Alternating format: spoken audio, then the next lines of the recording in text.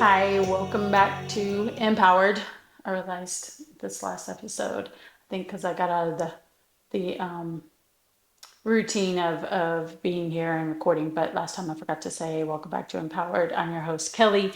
The majority of y'all that are subscribed and watching know who I am, know that, the name of the podcast and all the good stuff. But I just felt like probably should say that for anybody new that stumbles across possibly this episode or one of the episodes. So, welcome back to Empowered. I'm your host, Kelly.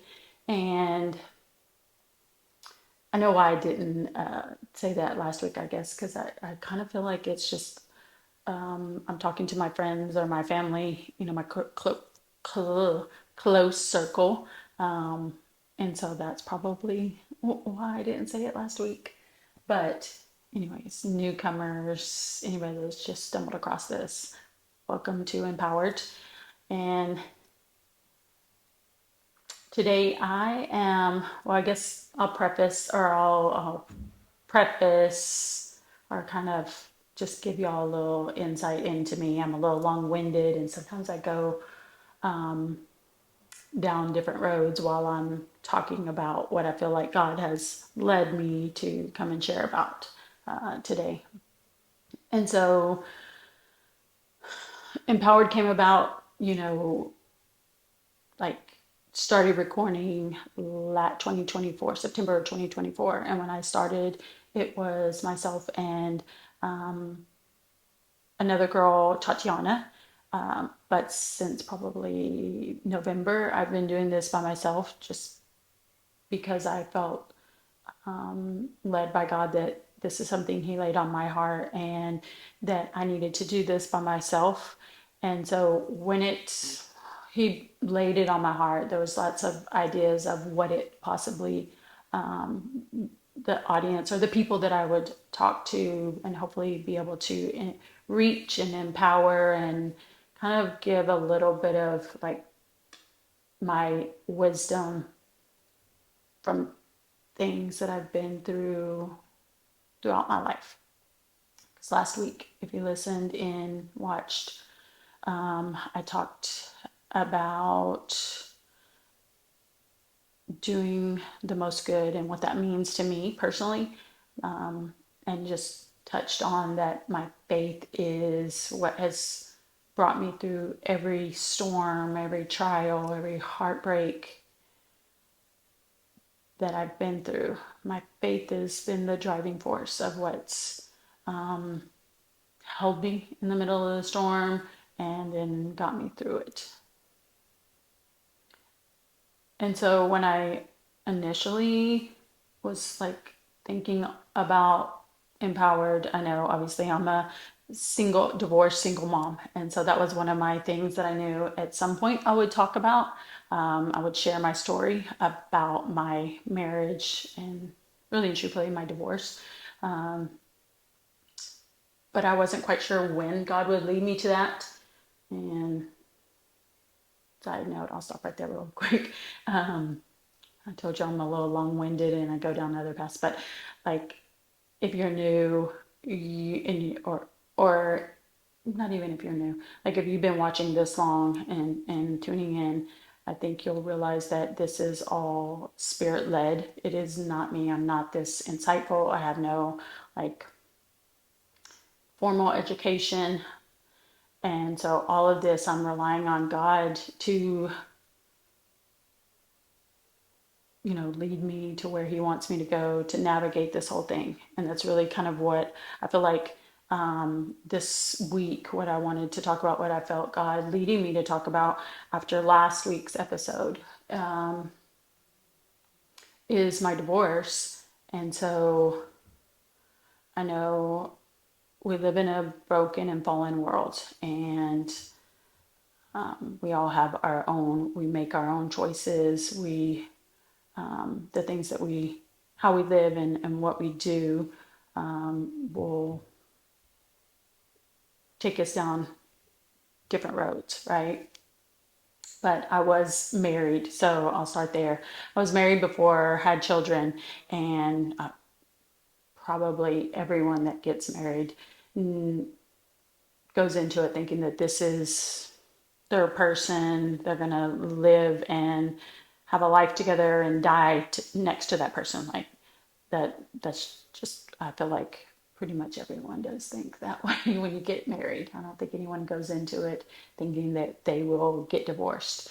Um, but we knew each other as kids, and because his brother, my sister, were married and had my niece, who I talk about a whole lot on here because I've um, played a big role in raising her. And so she's basically one of my kids. I just didn't give birth to her. I actually told her that today whenever I was chatting with her, talked to her. But so he and I knew his older brother, my older sister, married, had my niece, and so we met that way, and we're always kind of in each other's life while my sister and brother-in-law were together. And so, and then we became teenagers and were boyfriend and girlfriend, dated, whatever, however you want to call it. And then my brother, sister-in-law, sister and brother-in-law divorced, but he and I wound up dating and even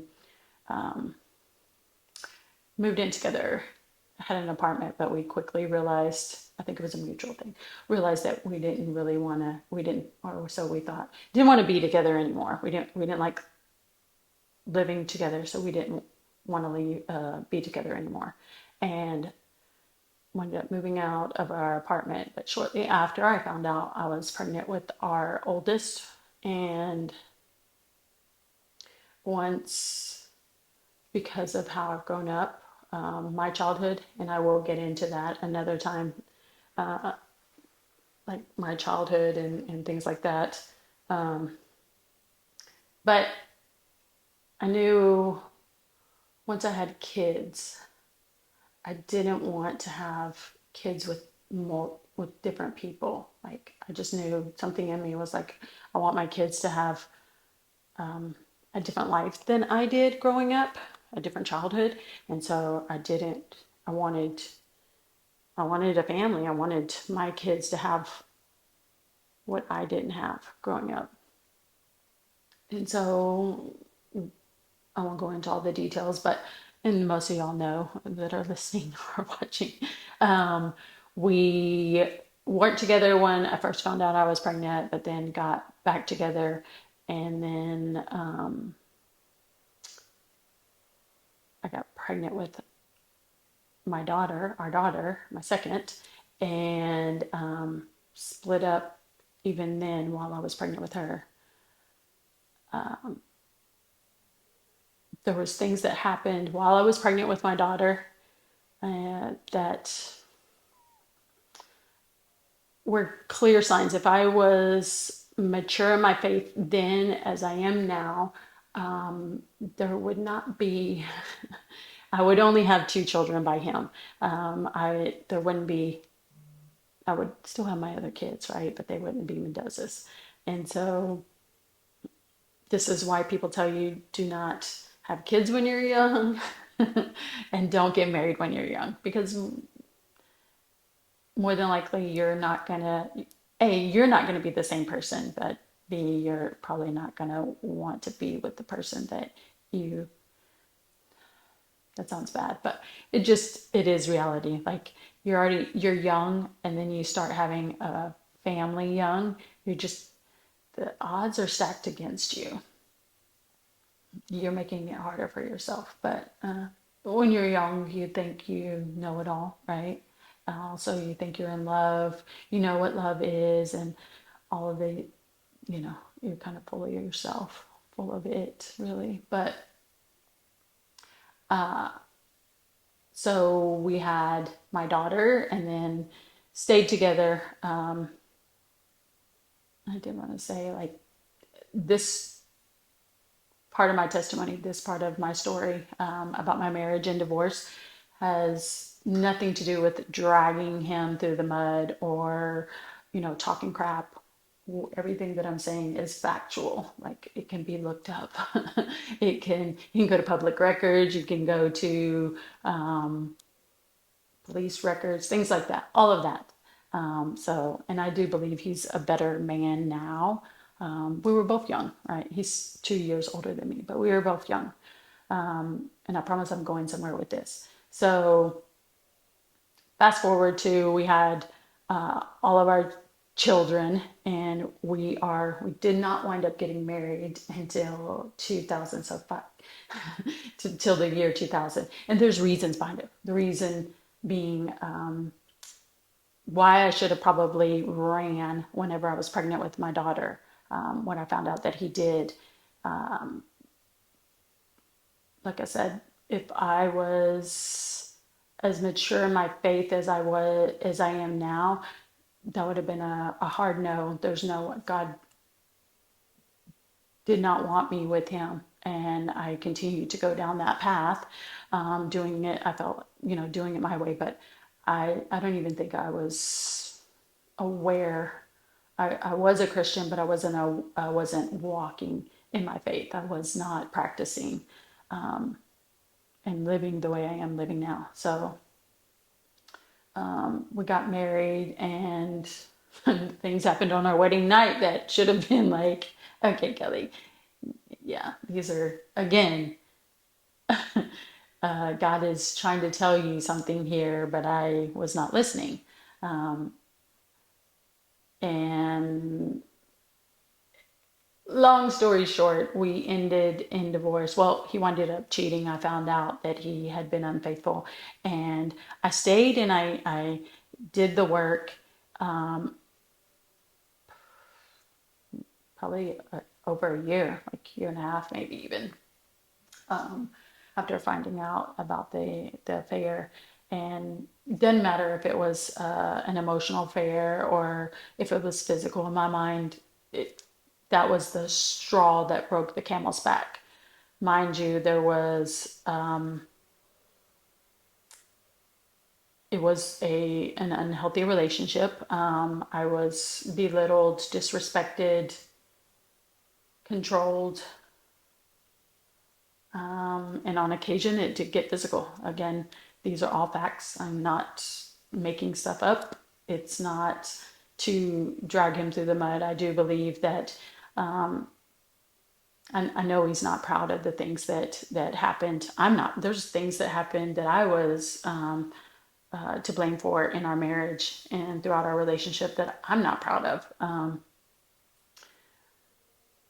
But I do believe if he didn't want, like if he's ashamed and doesn't like these things being said, then he really should have treated me better, been a different man while we were married. But hindsight 2020, you can't go back in the past and change it. Like I said, I do believe he's a better person now. He's a better man. I do believe he's learned from the things that happened in our relationship, and he's grown from it. But the betrayal was, in my mind, at that time, that was the straw that broke the camel's back. But really and truthfully, I was too young. I did not have an example of a healthy marriage growing up, and I didn't know what love was. I didn't know how a man, I didn't see it modeled, right? And so we did wind up getting divorced. And the reason why I feel like God was laying on my heart to talk about this right now is because some of the things that I'm dealing with or my children are dealing with right now is because of things that are generational. There are some generational curses that, like I talked about last week or alluded to, is I've said it for years. I have listened to sermons and heard pastors preach about there being one person who has to step up and be the curse breaker, that it's going to take them to make a stand and to do something to break it off their bloodline. And so I've said it for years that that is me. And what we're dealing with now with some of the things that are going on with our kids is everything to do with those generational curses. Not It didn't just start with me. My mom was married 3 different times, all ending in divorce. And really, truthfully, I believe it started with my grandmother. And so my mom's mom, who was phenomenal. This doesn't take away from her as a woman or as a mother. But it's on my mom's side. I do believe it started there. But if you want to even go further than that, really, truthfully, the generational curse that we're dealing with and what I'm trying to break off my children's lives is fatherless homes. So it's not just divorce. My grandmother, her dad died when she was really young. And then on my biological father's side, same thing. Um, no man in the home. And why that is so important, what God's impressed upon me, and what I know in the Word, that yes, God hates divorce, but the fatherless homes, that is all designed by the enemy, right? So it's like, if you think about it in the wild and with animals, like, you have young, and if the father or the male is taken out, they can get to the young. And so they can get to the babies or to the cubs, smaller, whatever, young, basically. And so I know that that is what the enemy's main target is to break up families, to end marriages, so we can come after each one of the people, each one in the family, right? He can come after that family and he can literally pick them off one by one, because of because there's no head of the household. And re- realistically, and not realistically, like 100% honestly, it is in God's word. It's the man's job to be the head of the house. Like, he's the leader of the household. He's 90, probably 95, and I could be totally wrong on that statistics, so don't come from me, because there's a lot of women that make really good money, like, and sometimes are the main provider. So don't come for me, but they're usually, the men are the providers. I feel like that's just how they're wired. Women are wired more so to look after the kids and to be the nurturer, and that's just part of our characteristics, the traits that we have as women. And men are hunters, they are providers, protectors, right? And so when there's divorce or other things that will take the man out of the house, take him out of his role as the leader in the household, the enemy comes after. I mean, like, that's his ultimate goal, because then he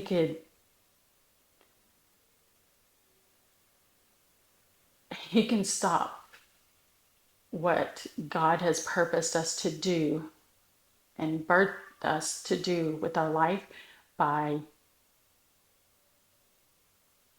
everything that happens in our childhood.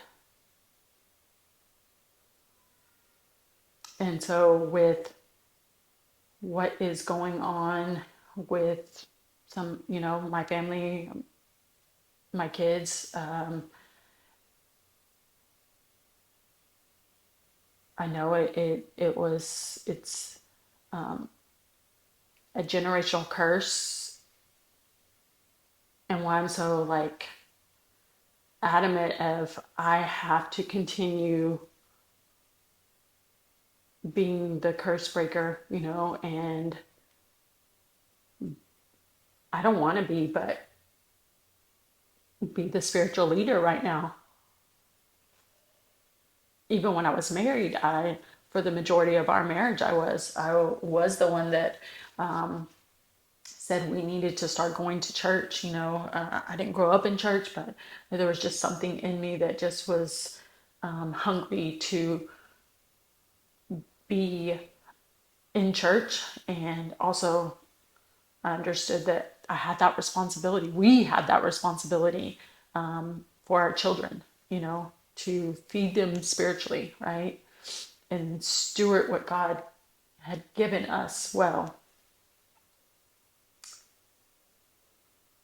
But that's not how God has designed it to be. That's not how marriage was designed.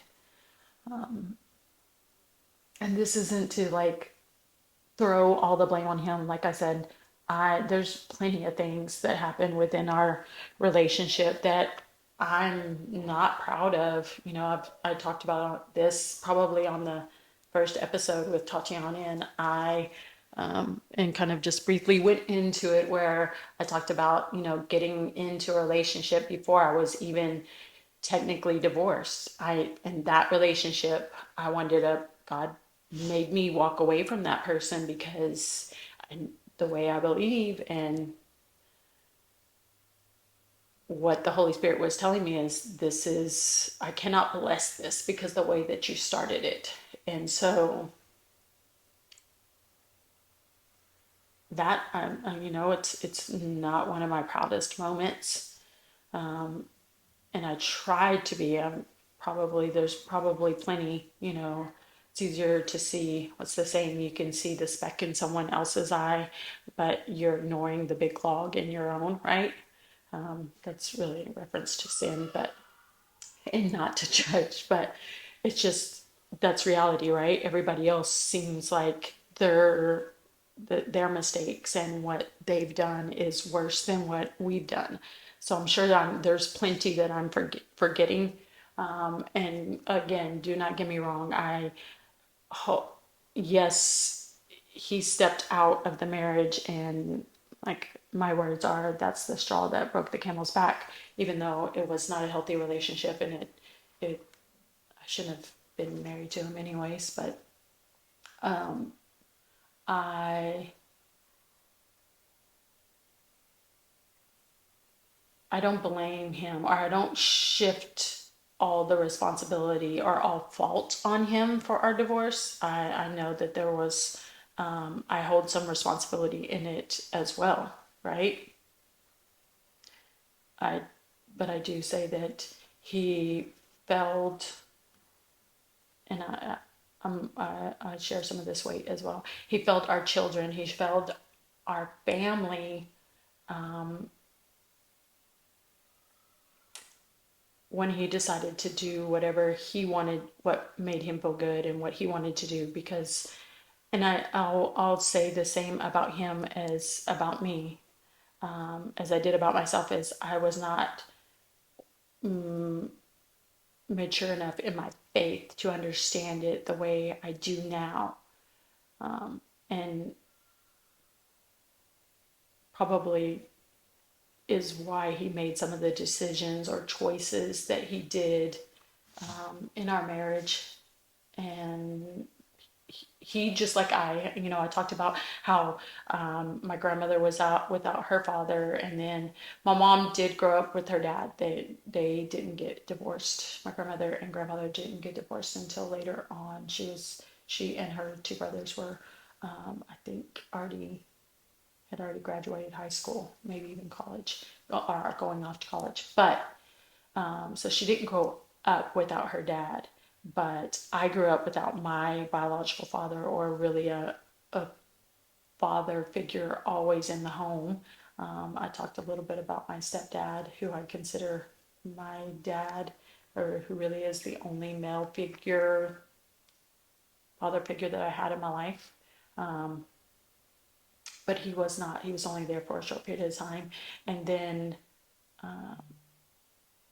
on my ex-husband's side, he grew up without his father as well. So that's why I say that's what God has revealed to me. It is not just the generational curse of divorce, but also the generational curse of fatherless homes, and how that affects each person in our bloodline, right? And it's something that me now being aware of, like, I get why they tell you, don't get married young or have children young. And I'm not saying that if you have done both of those that you're going to end the way I did.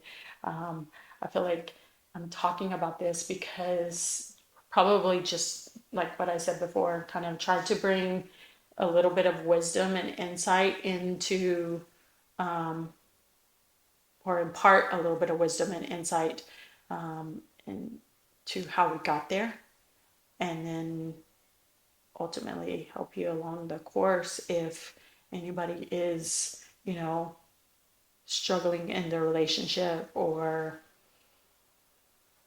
feeling the pressure of being married and having a family. Because I will say, like, again, I'm just trying to be as honest and truthful in what transpired between us, but like, he was a damn good provider, and even to this day he is still a good provider. He just was not a good husband, not to me. He has been married a couple other times, but here nor there, not my story to tell. But he wasn't a good husband. And but I do know that, like, the weight of providing for our family, the sole provider of our family, that's a lot. That was a huge responsibility. That was a huge task for him. But so was being stay-at-home mom, the only one who I did everything, took care of the house. I took care of the kids 24/7. Like, did not get breaks. Did this whole thing where you have girlfriends and you go out and you get mom's night out, or girls night, whatever. That did not happen in my marriage. He didn't allow that, wouldn't have allowed that. And then, so I took care of the kids without breaks. I think I've talked about this a little bit too in the past episodes. Like, I really didn't have a community around me. It was just me and the kids. And he was, for the majority of our relationship, he was almost always working because he had to. If he didn't work, we didn't eat, or we didn't have the things that, we needed. So I do not take that from him whatsoever. And again, I do believe he has become a better man from, and probably learned some things from, maybe not just mine and his relationship or the dissolving of our relationship, but other relationships that he's had. But again, not my story to tell, and really not my business, like, how he is in a relationship now. I just know that it isn't really supposed to all be on me. I'm still not supposed to be the spiritual leader for my children or our children. But and why I say that, why I bring that up, is because I've many times through this, through other things too, other, like, I guess, hard times that we've gone through, or that I've gone through, have questioned, like, and basically just told God, this it's not fair. Why am I the one who has to endure this? Or,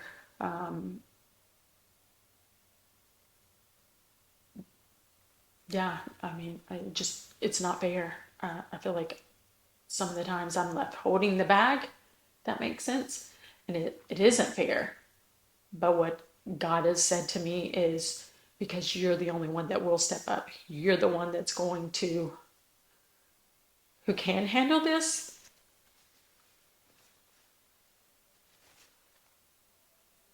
and understands the gravity of it,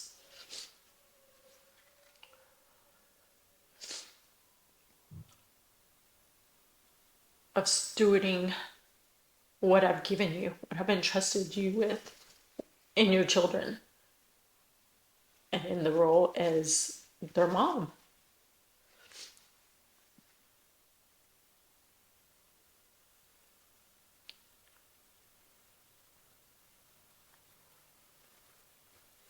And I swear, sorry, I swear, one day I'm not gonna cry throughout the whole episode and get emotional, but it this is, it's not sadness over the dissolving of our marriage, because God gave me peace on that. Like, I stayed, when I said I stayed and did the work, like legit, I stayed and did the work. I did everything by my faith, that I was called to do, because I didn't want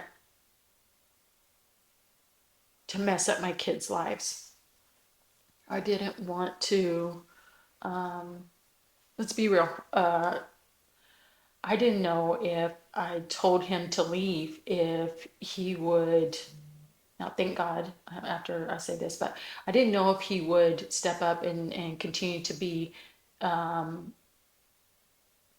me parent these children, right? Our kids. I didn't know if he would still be around, right? And so thank God that he did. But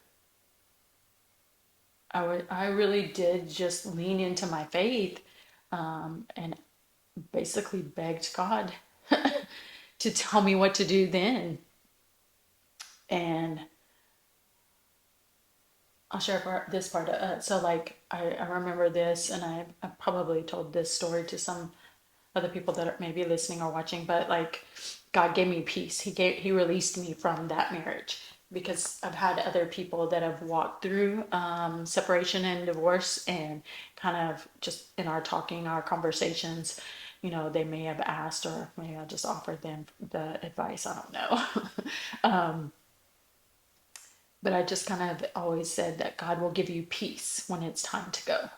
He will give you peace. God, will release you from it. And with me, absolutely, he did. So there was an instance that, I'll give you a short version. So, like, my ex-husband and I, while we were married, he started his own business. He still has it now, but started his own business, and that's what I meant by he is a damn good provider. He is still providing today, like, multiple family members, not just our children, but like his family, work for him. So obviously he's still providing, right? And he is good at that.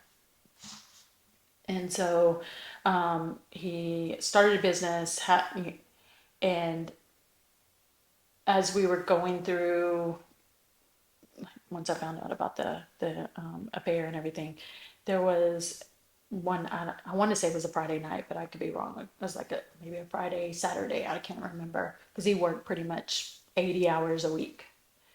He wasn't answering his phone. We had, like, I want to say it was like a Friday night, but we had plans or something, not really to go anywhere, but like, the kids, they're out of school and they're asking, where's daddy, this and that, when are we going to go here or there? And so he wasn't answering his phone, and wasn't home by, normal time that he would on from Monday through Wednesday, normal 5:30 time frame. And so I remember calling and calling and calling, and he didn't answer. And so I wound up calling one of the workers, which at the time, the worker had a company phone. And so I felt like within reason to call this company phone that I did. And that worker must have told told my ex-husband, hey, your wife's trying to get a hold of you, or she called, blah, blah, blah. Because then all of a sudden he's calling me back and saying, don't call my worker, blah, blah, blah, this and that. Long story short, we had an argument, and I was really just trying to find out where he was, if he was coming home, all of these things. And mind you, after being betrayed, you're my self-esteem took a hit, and every single time he didn't answer his phone, or you know wasn't where he said he was going to be, I automatically went to he's with this other person, or he's doing something he shouldn't be doing, right? With somebody he shouldn't be with. And so I remember that evening, like, just being upset because he wasn't answering, and I was obviously just emotionally upset. And and the kids were still kind of little, but they understood and realized that I was, upset, crying. And I'm just telling them, like, mommy doesn't feel good. That's why I'd been crying, or my face looked the way it did. But I remember going into the bathroom in the house that I still live in now, but we have like a toilet room. And I remember going in there and just getting on my knees and basically, again, begging him to please just bring my husband home. And that is, if I'm gonna be cheated on and lied to for the rest of my life, if that's what you have for me, God, I'm okay with it. Just bring him home. Like, I'm not gonna fight with him. I'm not gonna, accuse him of anything. I just want him to come home. And really and truthfully, I meant it. Like, I was at my lowest point, just begging God to just bring him home, and saying, like, what your son did for me on the cross,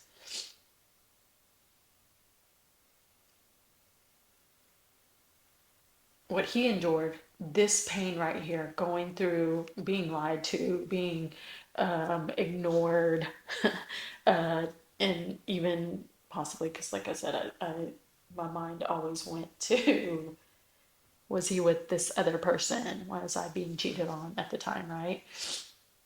Um, I just basically told God, like, if that's what you have for me, knowing what Jesus did for me on the cross, like,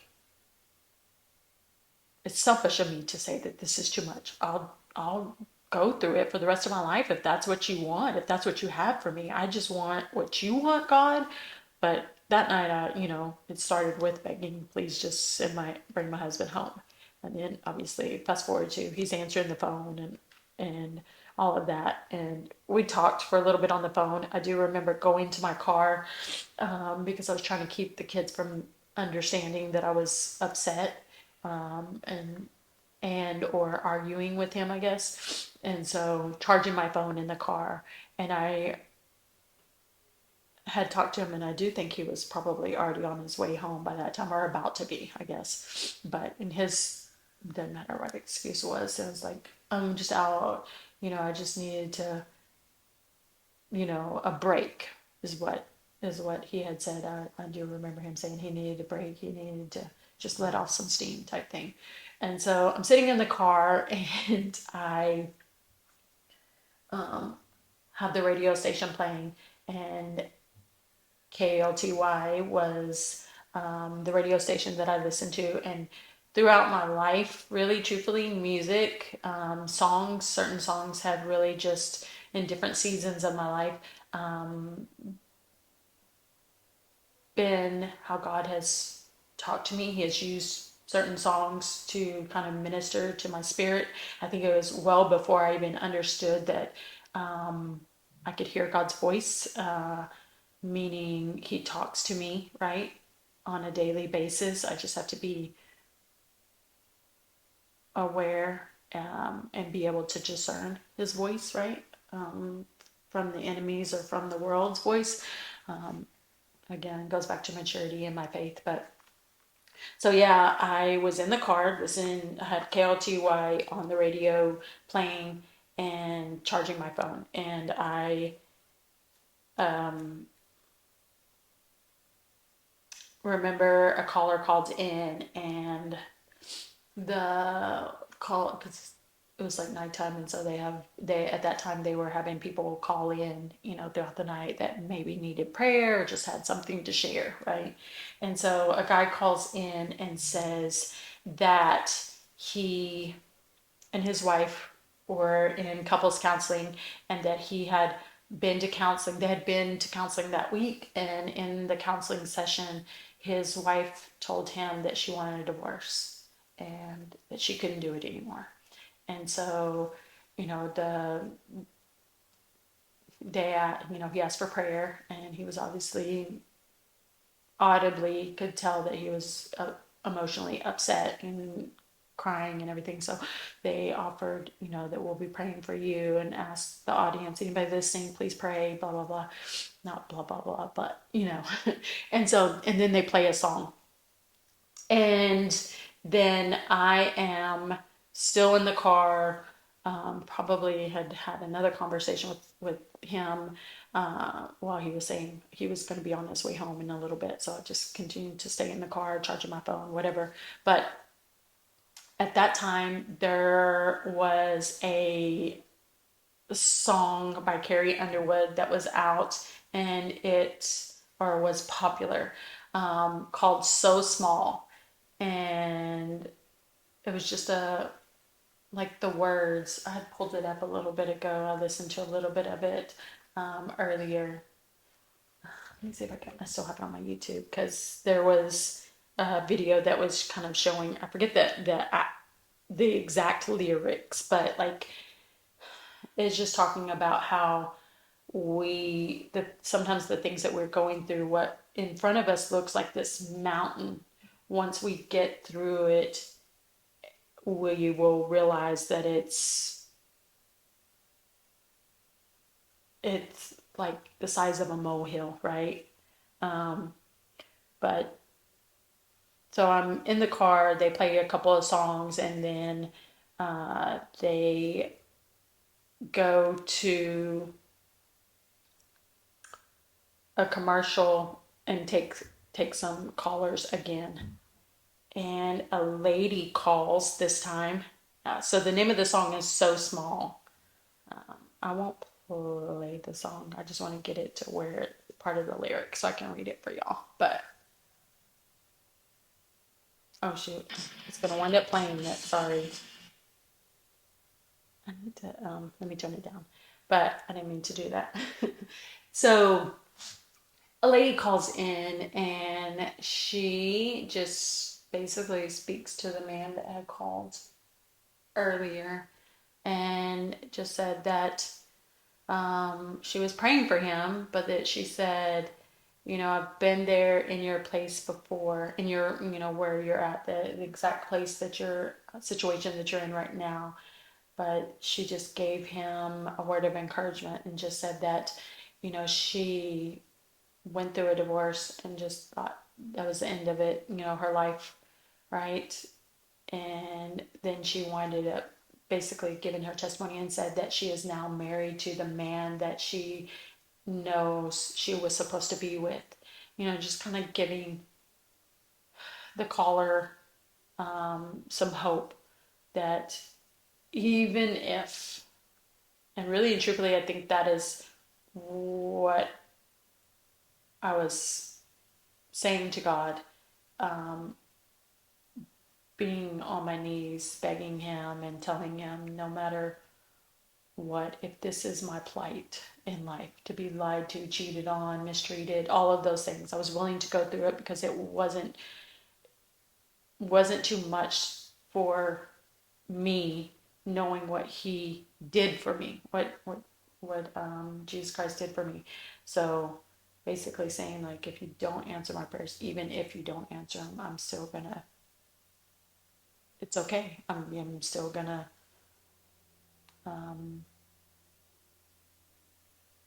love you, right? I still want what God wants for me, even if it's that, right? But she just gave that encouragement to the guy that had called in earlier.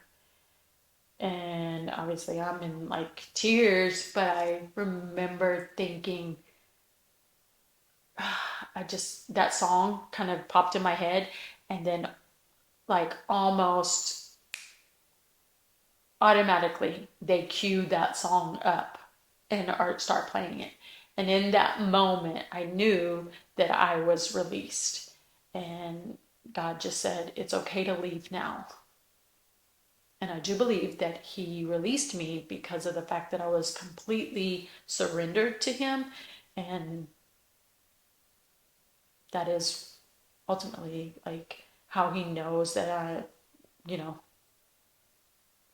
He can test my faith. And I'm still going to be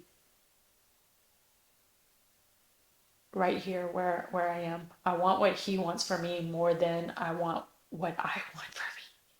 Even then, um, even though I was not where I am maturity wise as a Christian, not walking out my faith the way I wasn't walking it out the way I am now.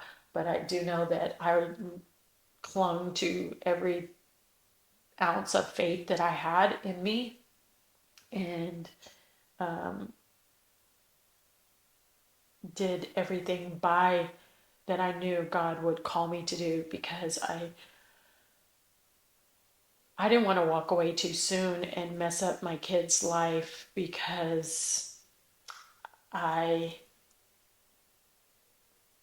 I just thought my way was better, right? Or that, I truthfully I didn't deserve that, right? Nobody does. Nobody deserves to be abused or cheated on or mistreated. No, no, male or female. Nobody deserves that, right? But I just really wanted what God wanted for me. I wanted to do everything that in my power that God would call me to do. And so that's when I felt Him say, it's okay to leave now. And then obviously in Kelly fashion, like my mind was everywhere saying, like, okay, when do I leave? What do I do? Where do I go? Blah, blah. And I felt Him say, you don't have to figure it all out right now. But that's when I knew that He had released me. He gave me that peace about it. And obviously it still dragged on for a good while, trying to get Him to leave too. I think getting Him to come to that reality of it was done. And pause right there for a second, because in no way am I saying that divorce is always the answer after betrayal or even abuse. I mean, I don't. It does not excuse it. It does not mean that it is okay, because it's not. God's not okay with it. Those are actually the two instances that God is 100% gives you the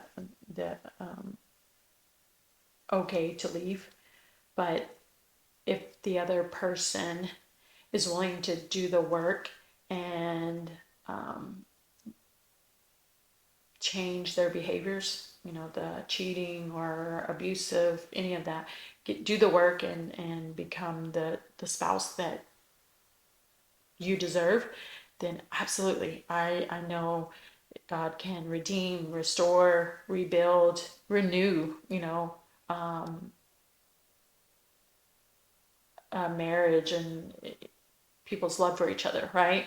So I'm not advocating for divorce. Like legit, there's so many people that I've prayed for their marriages to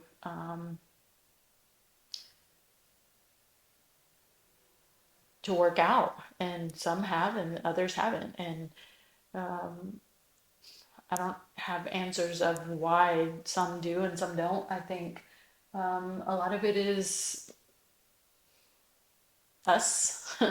We, you know, the it has to be three people in the marriage: you, your spouse, and God. God needs to be the center of it. I don't believe that we ever put God at the center of our marriage, and so that's probably why it didn't work out.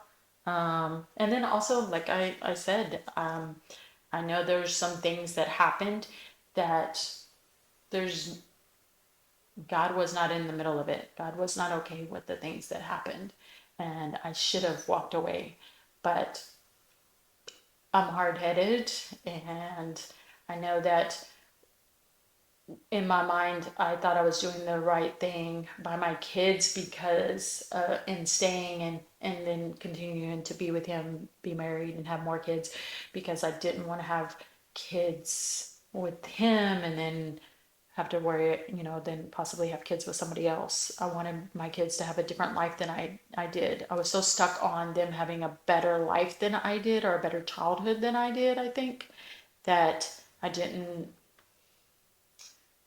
I didn't really think about, or maybe I was blind to the abuse, and that was probably as bad or as detrimental to them, or could be as detrimental to them as not having the father in the home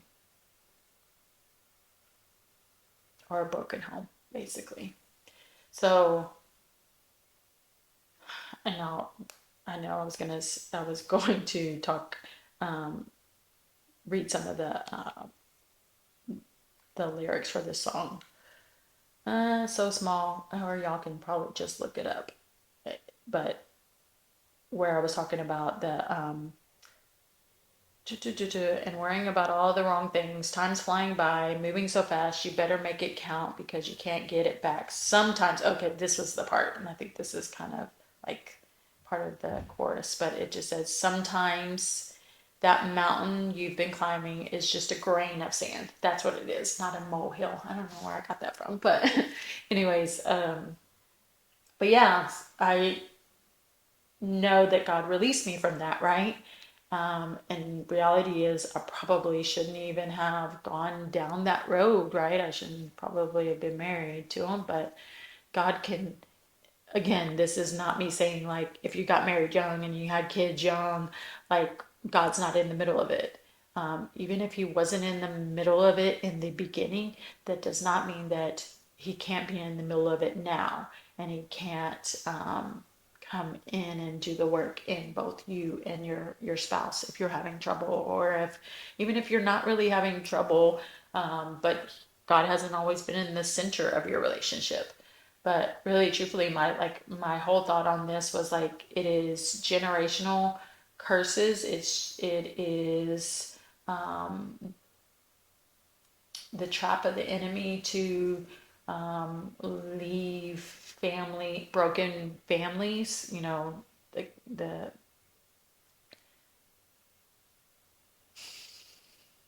the destruction that he does when he takes the father and the head of the household, the spiritual leader, out of the house, the destruction that it leaves behind, and I think the damage that it does, not to just you and your mate, because obviously when there's an end of a relationship or a marriage, like there's healing that has to be done. There's things that you have to heal from, especially if it isn't like a healthy relationship. But the damage that it does to the family unit as a whole. The What's important is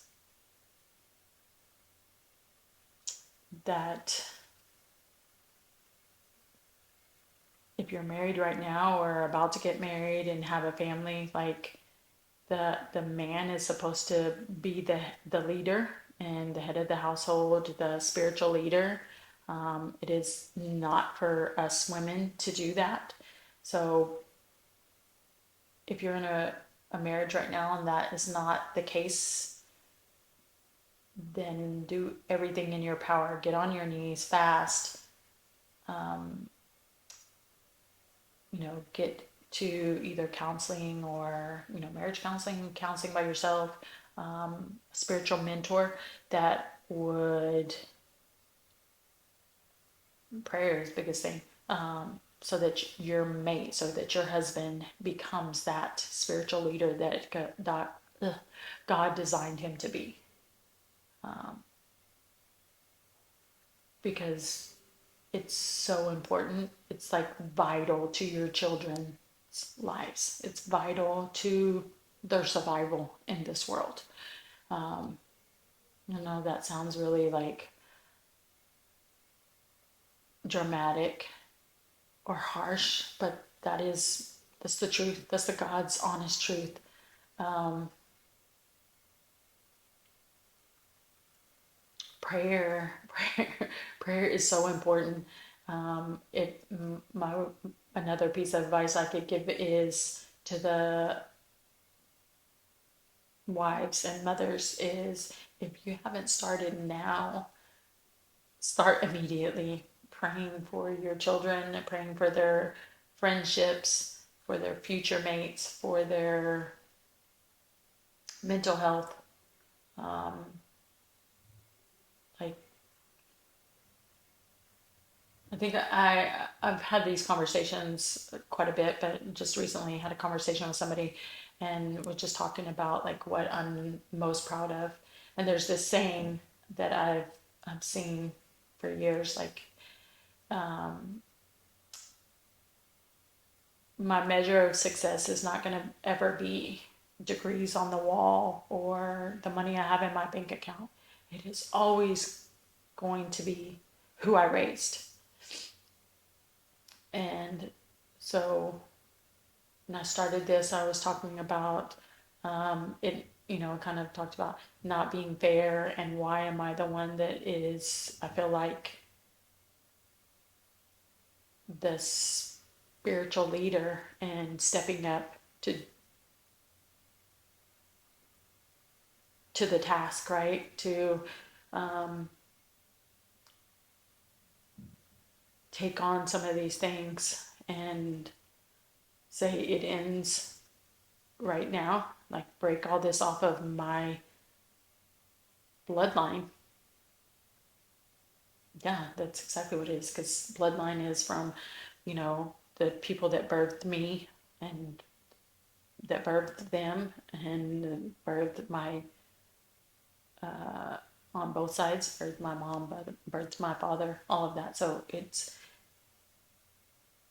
gone down through the bloodline. Well, it stops with in my bloodline, it stops with me because of what the work that I'm going to do right now. Um, and I know it's been tasked for me to do because I'm the one that will do the work. And this, again, I hate that I have to like do a little side note or whatever, but I'm really not trying to slander or not slander, I guess, drag anybody through the mud or talk bad about them or question anyone's faith. That's not my place to do. I just know that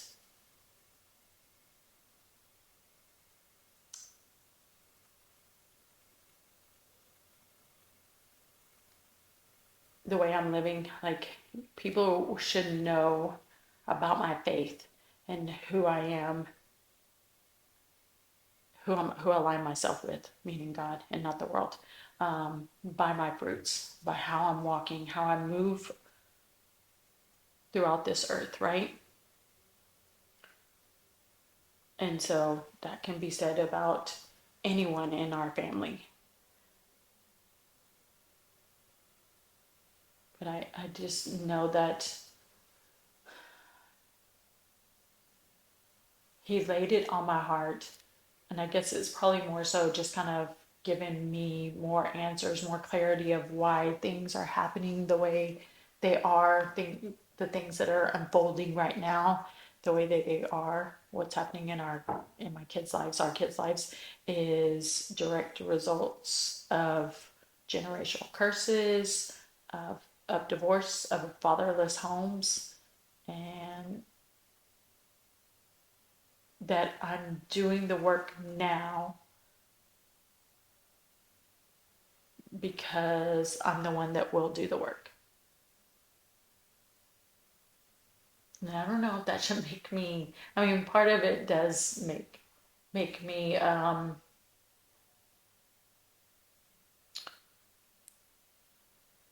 like I'm proud of that God entrusted me and believes that I'm able to do what he's asking me to do. As hard as it is.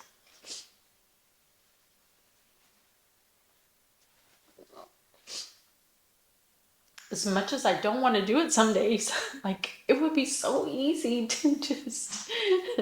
I have said this to God too, like, God, I just want to go back to my old life. And he's like, you're not going back there. You don't get to go back to your old life. That wasn't serving you.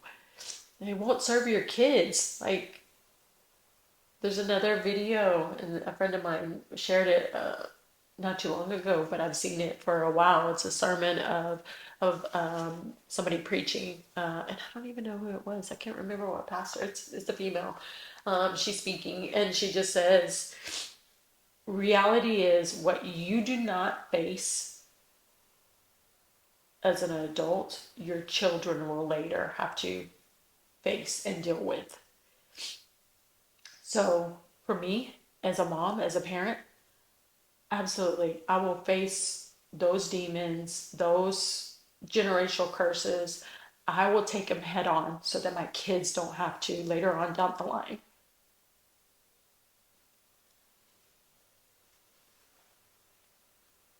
And so that is a lot of what he kind of was talking to me about, and why I mentioned earlier, like, I knew I would talk about this in some episode at some point, right? I just didn't really know when, and I I wanted to be led, or not wanted. I knew I had to be led to talk about it at some point when God was ready for me to talk about it. Because I don't want to come. Empowered is not about Kelly. Empowered is not about, you know, the goodness of Kelly. It's about the goodness of God, and it's about my faith, or our faith, because we're all in this together, right? And the testing of our faith, and the hardships that we've endured, the disappointment, the heartache or heartbreak, right? But like being empowered to keep going and moving into what God has for you.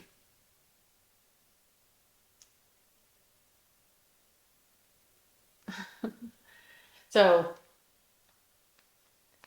I will say, and I probably rambled on, I don't even know what time it is, rambled on for quite a bit, but I do appreciate everyone that is tuned in and continues to tune in. Um, I'm probably overshare sometimes with y'all, and y'all are probably like, why do we need to know this? Some of the people that are watching, because y'all have known me for years, are like, yeah, we've heard this story before, Kelly. We knew that about you, or whatever. But I just wanted to. I want to be able to continue to be obedient to God and do what He's calling me to do. That's why every week when I come and I talk about different things, different topics, it is what God's walking me through, what He's teaching me, what He's laid on my heart. And I always say, or I have always said this, I don't know if it's the last week, but I always say, like, it's not about going viral or being recognized, getting followers or subscribers. Like, obviously, I know I need people to subscribe or follow, right? So that um, they hear the message, but I tend to share it with my closest friends. But I think they're all subscribed now.